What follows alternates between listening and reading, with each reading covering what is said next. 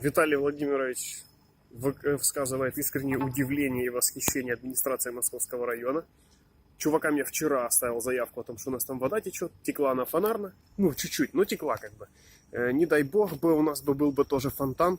Угадайте что, приехали чуваки, все чинят. Ура, ничего не меняется. Д-реформы, Влада Барых и вот это все. Очень крутые ребята, очень я доволен. Надо найти будет фамилии и выслать им торт, что ли. Круто.